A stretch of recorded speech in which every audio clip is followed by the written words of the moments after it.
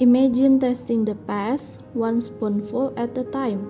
Welcome to Edible History, the Anglo-Saxon word in a bowl. Before we begin, allow us to introduce ourselves. Hello, my name is Raisa Uda Pratiwi with NPM 009 and I focus on the historical background of the Anglo-Saxon period. I'm Laura Putri with NPM 13 and I work to find out how this ancient dish reflects the cultural and social values of Anglo-Saxon society, as well as the food interpretation of royal beef stew. And I'm Yasmin Melinda Harmayan with NPM 018 and I explore the ingredients and traditional cooking methods of that era. First, I will explain the history of the Anglo-Saxon. The Anglo-Saxons were a group of tribes from what is now Germany, Denmark, and the Netherlands who migrated to Britain after the fall of the Roman Empire around the 5th century. They formed several kingdoms such as Wessex, Mercia, and Northumbria and played a crucial role in shaping early English culture, language, and society. Although often remembered for their battles and kings, the Anglo-Saxon period was also rich in poetry, lawmaking, agriculture, and food tradition. The era lasted until the Norman conquest in 1066, marking a 1,000-year-old legacy that still influences England today. The second is royal beef stew as a staple of the Anglo-Saxon diet.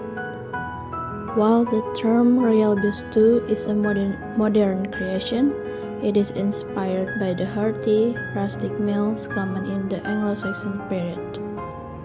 The Anglo-Saxon diet was built around what was available locally: root vegetables, grains, herbs, and meat, especially from cattle, which were a valuable research. Stews were a practical and essential part of their cuisines. Cooked slowly over open fires, they combined meat, onions, leeks, and wild herbs, creating a nourishing dish that could feed entire households. Our version of royal beef stew pays homage to the tradition, rich, earthy, and built from ingredients the Anglo-Saxons themselves would have recognized. In a way, it's not just food, it's a historical experience in a bowl. In Anglo-Saxon England, food wasn't just something to keep people alive. It was a way of life, a reflection of values, traditions, and social roles. It showed who you were, where you belong, and how you were connected to others. One dish that carries deep meaning is what we call royal beef stew. It's a simple but rich meal made from beef, root vegetables, and herbs, slow cooked over fire for hours. But behind its simplicity lies a strong cultural message. Let's begin with the word royal. Beef was a rare and expensive ingredient during the Anglo-Saxon period. Most people ate pork, lamb, or fish, things they could raise or catch. But beef, that was special. It was often reserved for the nobility or served during festivals and important gatherings. Calling it royal beef stew reminds us that this dish represented honor, wealth, and celebration. But what really made this stew meaningful was not just the ingredients. It was how it was shared. In Anglo-Saxon communities, food was not eaten alone. It was cooked in large pots, placed at the center of the household, and shared by all. Eating together was more than tradition. It was a sign of unity and trust. People gathered around the fire, passed bowls, told stories, and gave thanks. Dish 2 also reflected the idea of cooperation. Each person brought what they had, meat from the hunters, vegetable from the garden, herb from the woods.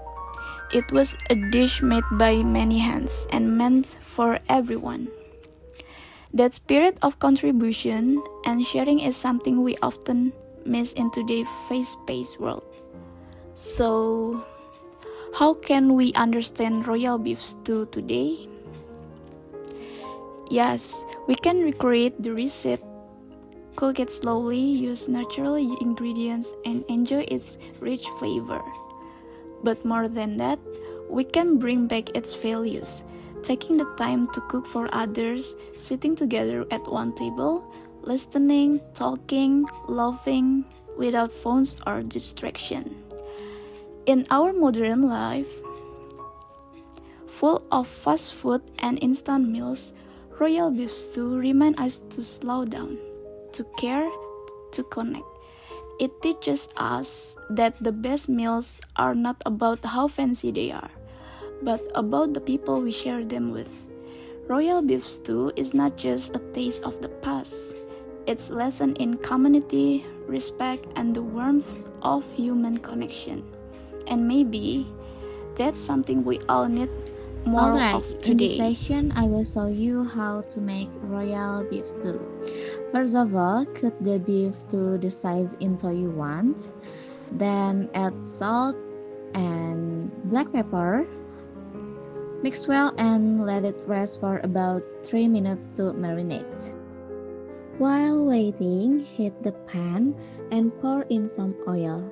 Put the marinated meat into the hot pan, then cook while stirring consistently so that it is evenly cooked. Cook until the meat turns brownish and fully cooked, like this. Okay, the next step is prepare one onion and dice it into small cubes, not too big, just small, and then as in the video, like this. Then thinly slice 2 cloves of garlic so that the aroma comes out more when cooked. Saute both in the pan until fragrant and brown it. Mix all. Then turn off the heat. Okay, using this next step, prepare the water in the pot and bring into a boil. After boiling, put the stir-fried onions and the beef that we cooked early into the pot. Okay, the next step, add aromatic, 3 spoonfuls of tomato sauce, a pinch of garlic powder, 1 spoonful of chili powder, and stir briefly. Also add parsley powder and rosemary leaves to taste. Add flavoring, ground pepper, and a pinch of salt to taste. Then stir until all ingredients are well combined.